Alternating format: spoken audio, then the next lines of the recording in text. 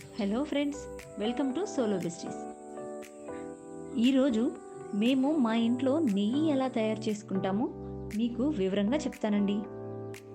So ఇక్కడ నేను 2 KG packets వెన్న తీసుకుంటున్నాను. అయితే ఇది పచ్చిపాల మీద వెన్నండి. మా చిన్నప్పుడు మాకు ఇంట్లో పాడి గేదెలు ఉండేవండి. మా అమ్మమ్మ మాకు పాలు కాచి తోడు పెట్టి మీగడతో మజ్జిగ చేసి తీయగా వచ్చిన వెన్నతో నెయ్యి కాచి పంపేది. ఆ నెయ్యి చాలా బాగుండేది. కానీ ఇప్పుడు అంత మంచి పాలే దొరకడం లేదు, ఇంక నెయ్యి ఏం దొరుకుతుందండి. అయితే ఇలా పచ్చి పాల మీద వెన్న కూడా చాలా వరకు మంచిగానే ఉంటుంది.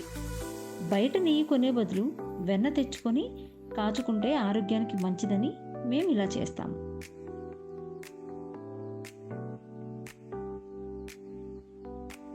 ఇక విషయానికి వస్తే, నెయ్యి కాచేటప్పుడు ఇలా వెన్నను కలుపుతూనే ఉండాలండి, లేదంటే అడుగు అంటుకొని మాడిపోతుంది. ఇలా తిప్పి తిప్పి మాకు చేతులు నొప్పులు కూడా వచ్చాయి. కానీ అలా వదిలేస్తే మాడిపోతుంది కాబట్టి తిప్పక తప్పదు. అయితే నెయ్యితో నాకున్న బంధం ఒకటి మీకు చెప్తాను.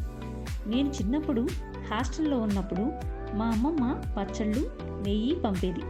నాకు తినడానికి స్నాక్స్ ఏమీ లేనప్పుడు పూసగా ఉండే నెయ్యిని అరచేతిలో వేసుకొని పంచదార కలుపుకొని తినేదాన్ని. అలా తినడం ఇప్పుడు మా చిన్నబ్బాయికి అలవాటైంది. మీకు కూడా నెయ్యితో ఇలాంటి మెమరీస్ ఏవైనా ఉంటే కామెంట్లో తెలియజేయండి.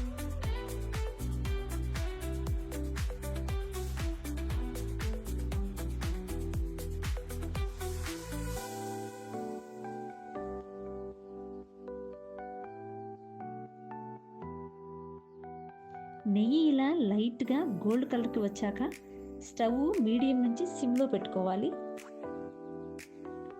ఇప్పటి వరకు ఒక ఎత్తు అయితే ఇప్పటి నుంచి ఒక ఎత్తండి.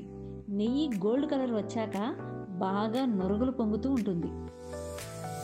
ఒక్క క్షణం ఆదమర్చామా ఇంత కష్టపడి కాచిన నెయ్యి పొయ్యి పాలవుతుంది. జాగ్రత్తగా నెయ్యి పొంగకుండా అడుగంటకుండా సిమ్ ఫ్లేమ్లో పెట్టుకొని నెయ్యి కాచుకోవాలి.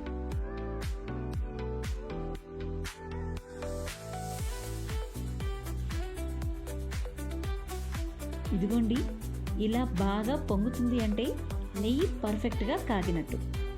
కాస్త చల్లారాక వేరే డబ్బాల్లోకి స్ట్రైనర్తో వడగట్టుకొని పోసుకోవాలి.